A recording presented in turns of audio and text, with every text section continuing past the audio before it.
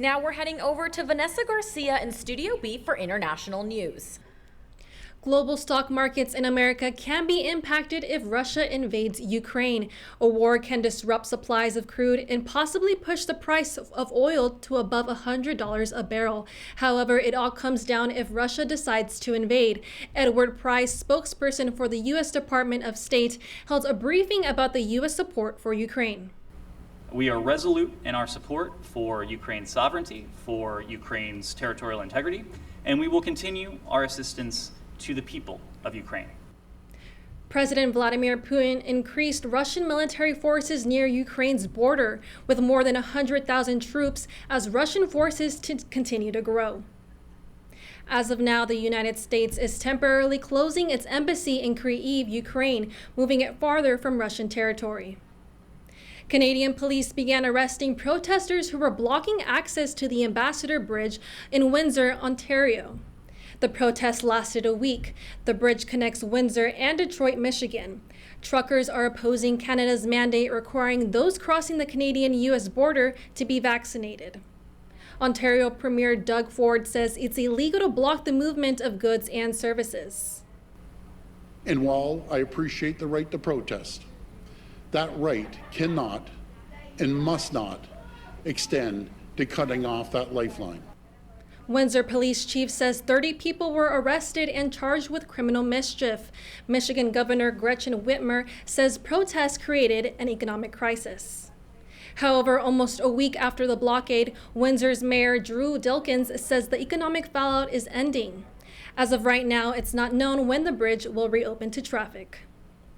Heir to the British throne, Prince Charles tested positive for COVID-19 a second time. He first tested positive last year in March. This time, he's reporting mild symptoms, but he was still forced to cancel an appearance in Winchester. Charles is fully vaccinated and boosted. He tested positive after attending an event at the British Museum. He met with Queen Elizabeth briefly afterwards. However, officials say the Queen isn't showing COVID symptoms. She continues to be monitored. After a U.S. official inspector received a threatening call, the United States has suspended avocado imports from Michoacan, Mexico.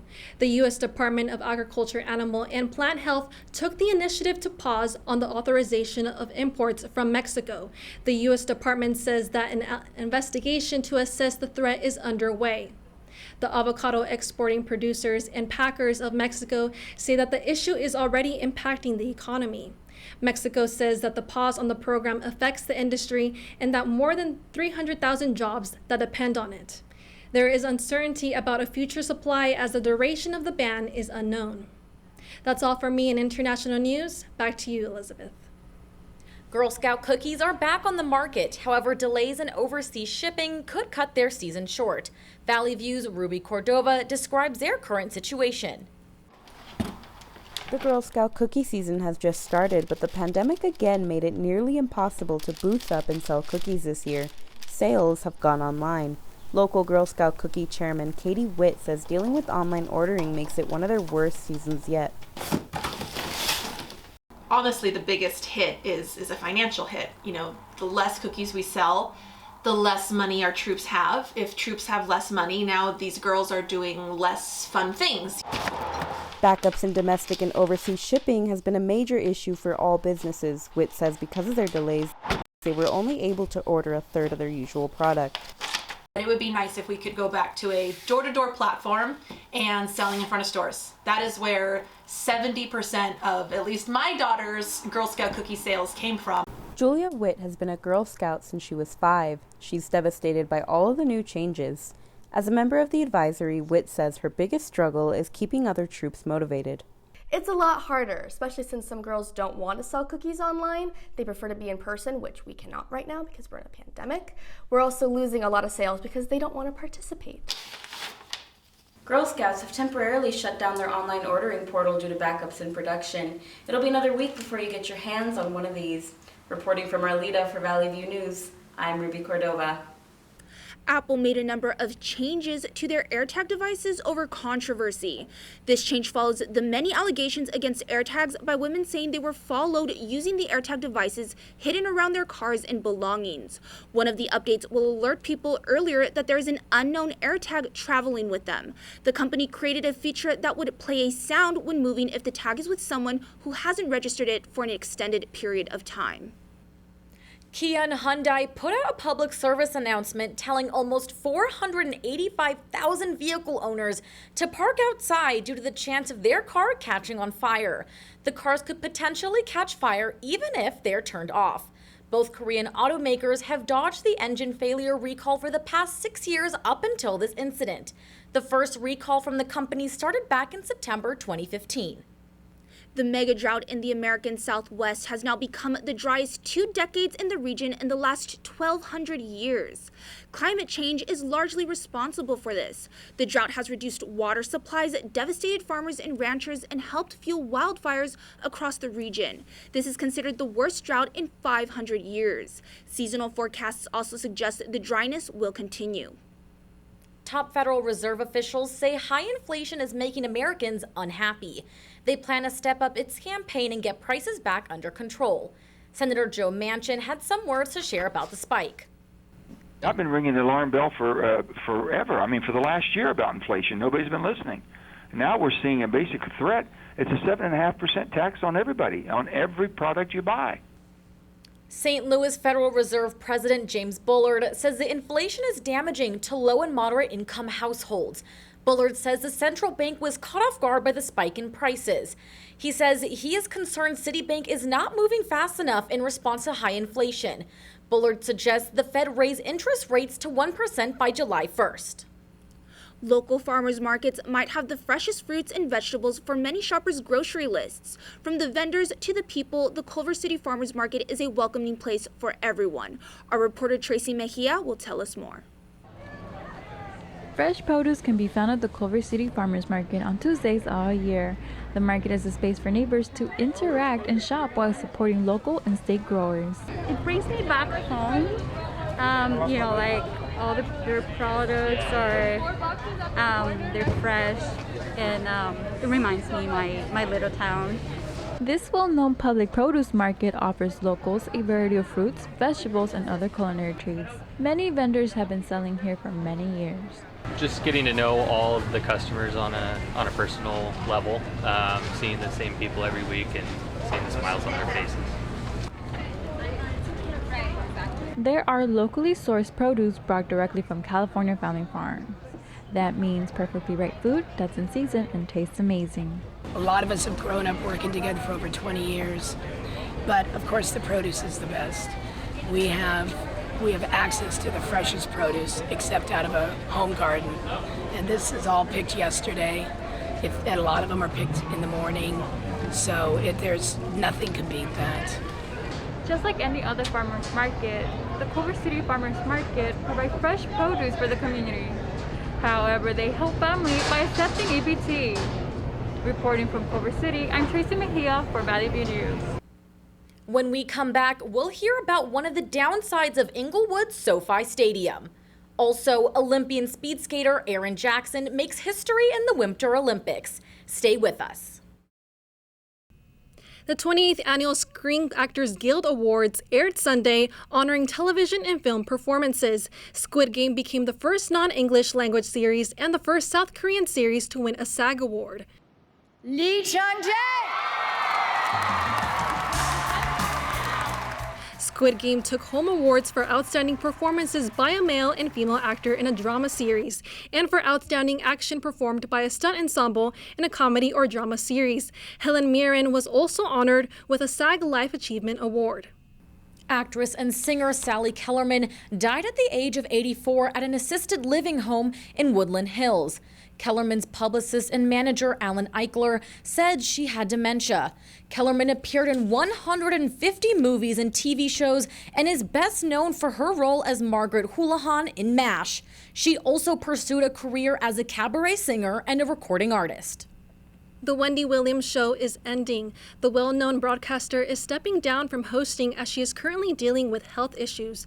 The producers of her talk show say that Sherry Shepherd will be taking over the time slot with a new show called Sherry. In the past, Williams took some time off from the show as she recovered from COVID-19 during season 13. Her ongoing health problems with Graves' disease continues to be an obstacle for her to continue the show. Fans can view her biographical movie on Lifetime called Wendy Williams, the Movie. CSUN's campus reopening brought back school spirit to most students. Valley View's Ruby Cordova went to Cleary Walk for Table Fest to get a sense of school enthusiasm and pride. Crowds of CSUN students gathered outside Cleary Walk to enjoy the last day of Tabling Fest. Tabling Fest is like the Meet the Clubs event, but on a smaller scale. Student assistant for clubs and organizations, Paige Hajalu, says she's thrilled to see such a big turnout. It's really just allow clubs to have this opportunity. I feel like we've missed this for so long because of the closure, and so it's just so wonderful to see everyone come together. Many students say they were cheated out of their college experience since COVID forced so many events to go online. But today, activities and performances were lively as club affiliates recruited potential new members. Kayla Moore-Jones is one of the many Matador Involvement Center assistants who pushed for this event. In a virtual setting, we can provide the opportunities, but it's really hard for clubs to recruit students and organizations. And we've been hearing these complaints, and they really wanted to have something in person. President of the Screenwriters Club, Abigail Salmon, is grateful for the opportunity and was mainly excited for in-person interactions. Tabling for clubs and organizations was one of my favorite things to do because it's such a great chance to meet people you probably never would have gotten to meet otherwise. Tabling Fest has been full of activities and life for the last 3 days. They're only able to reserve spots for 46 clubs, but next year they plan to reserve for all 250. Reporting from Northridge for Valley View News, I'm Ruby Cordova. FIFA and UEFA announced Russian teams were suspended from international soccer after invading Ukraine. They say soccer is in full solidarity with the people affected in Ukraine. UEFA also ended its sponsorship with the Russian energy giant Gazprom. The International Olympic Committee also urged sports bodies to exclude Russian athletes and officials from international events. Blake Lively and Ryan Reynolds pledged to match any donations for Ukrainian refugees up to $1 million. Reynolds said on Twitter they would be promoting donations to the United Nations Refugee Agency. Reynolds said the refugees needed protection, so he and Blake will match an order to double the support. In the past week, thousands of Ukrainians have fled their homes after Russia invaded. The U.S. women's national team reached a $24 million settlement with U.S. Soccer after a 2-year fight. The dispute was because women were getting paid unequally compared to men. Gender gap pay differences exist all over the world, but labor experts say this case could mean more change in the future. As musicians at CSUN made their way back to campus during the pandemic, they had to get creative with how they could practice together. Last semester, our reporter Margot Rowe went to see how they handled the new world and new rules of COVID-19. While many classes are back on campus and classrooms, some aren't. Performing art classes, especially in the music department, take a different approach when returning onto campus. Certainly 10 ensembles are rehearsing outside, and I would say there's a bunch of small things going on outside too. LA County COVID-19 rules requires that certain players and artists to practice outside if face coverings can't be used. We were not allowed to have winds and singers inside at all. So that's a lot of our ensembles. Even though he has classes outside, Jacob Alvarez Ruiz believes it's better than rehearsing through a computer screen. It's quite refreshing compared to spending a whole year on Zoom. The music might come off as a distraction during study time, but Alvarez Ruiz believes that people enjoy the outside rehearsals. There's not a day where we don't have people stopping by when they're walking their dogs. They stop by to just record, to just listen.